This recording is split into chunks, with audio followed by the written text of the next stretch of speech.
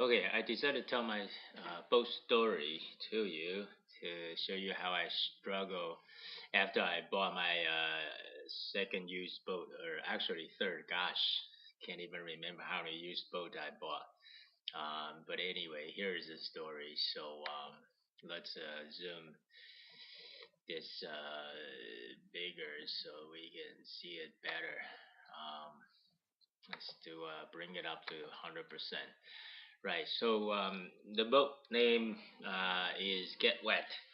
This is my most recent boat, and this is the one you saw on the videos with the bird's eye view, with the area view, with the curtain rod, a video camera mounted on the curtain rod. So the boat name is Get Wet, and it's a 1974 wellcraft airslot 165 sport. So it's a 17 feet long boat. I bought it with a venture boat trailer and a Mercury 90 horsepower on eBay on May 23rd, 2013. And let's fast forward. I didn't get to launch it until August the 3rd, 2014, which is 437 days. Exactly 1 year, 2 months, and 11 days from the day I bought it. So it's a long time. So my boat was actually in the boat museum for a long time before I finally was able to put it in the water. And let's start from the first one. So the purchase also came with a Humminbird DX 200 fishfinder and a GPSmap 198. Those electronic equipments came working, so that was pretty nice. Boat didn't have a title and it wasn't registered, so I had to get a boat title and have it registered with the state. It took a little bit time too. And the boat trailer didn't have a title, so it does have a VIN number from Venture. So I was able to find that VIN number on the trailer and able to register my trailer with Vermont State.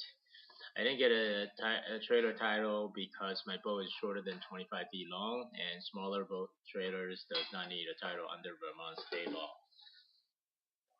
And boat steering cable came frozen, so bought a cable from eBay on May 30th, 2013. Replaced it myself on June 5th, 2013. And here's the video link. You can watch that. This video currently has 153,000 views, almost 10% of total views of my channel as of today. And it is my most watched #1 video on my channel. The next thing is there are only a couple videos on how to replace a boat steering cable on YouTube 4 years ago when I posted my video. And then it came with a Mercury. The boat came with a Mercury 90 horsepower, 3 cylinders.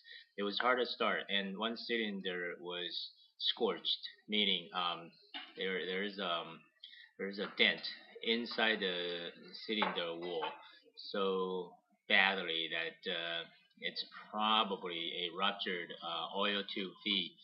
So that the previous owner, just continued to run the motor and then ran the motor. So I had to tore the motor down bolt by bolt, well, I'm not a mechanic, but just someone who is determined to put my boat on the water as soon as possible so I can go fishing.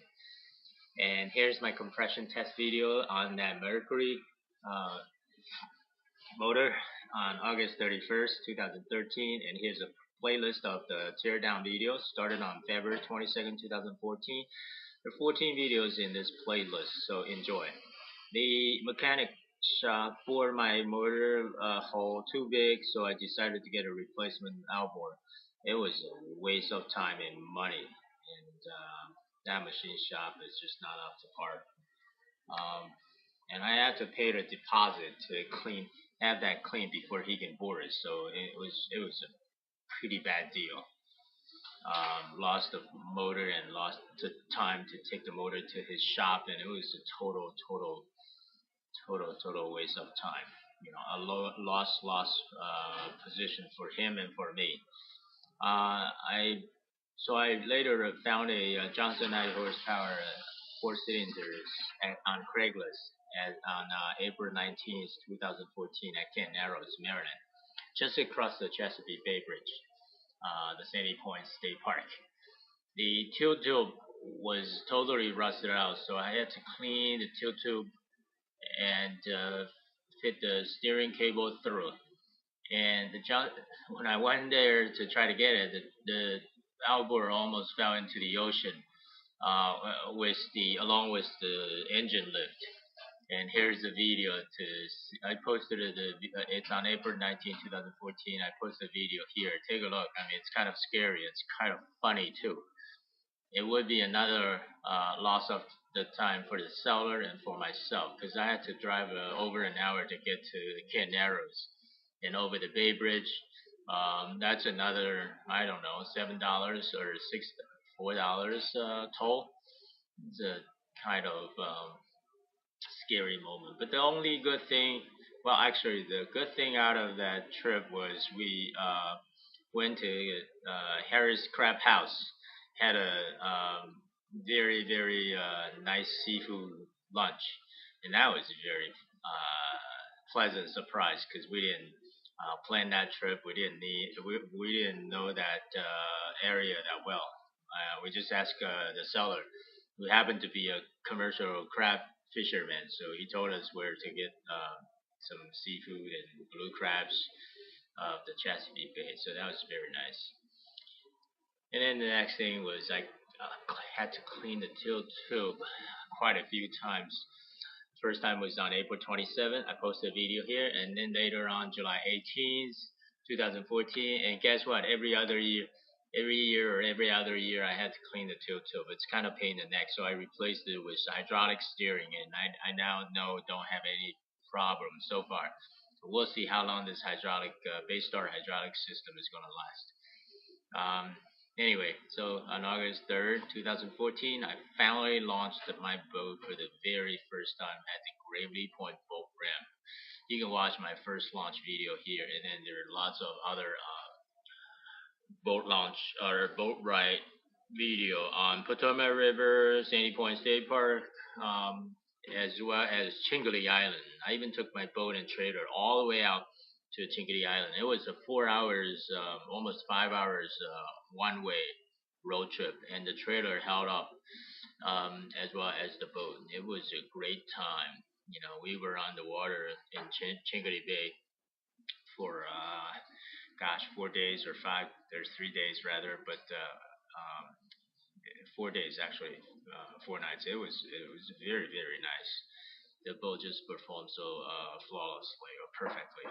Well, I did get towed back into the dock. I guess 2 years between 2014 and 2017. I mean twice. So got to have a boat US membership. It's well worth it. It's just like the AAA for a membership for just in case your car breaks down. This is just for both. So it's pretty nice. It's just a little bit less than $200, and your boat get covered for towing. And I remember they sent me a bill just for my information for towing my boat. Remember, this is a small boat, only 17 feet long, and gosh, the bill came out to be something like $280 or $250, and just that tow is worth more than worth the annual membership, and it's something you have to buy. And keep in mind, you need to take a boat safety course, whether it's online or in person, but you need to pass that and get a boat safety course or certificate before you can drive your boat in Washington, D.C. As a matter of fact, for most of the states. And the other thing is you need to get all your equipments together. Whistles, air horns, life jackets, and throwable live flotation device. A few other things. Just look online and find those things and get them ready. Put them in the boat. Fire extinguisher, which is important because outboard does, sometimes get caught on fire. And I actually have a video of my outboard caught on fire. And luckily, I was just inspecting the outboard before the trip, so I was on my driveway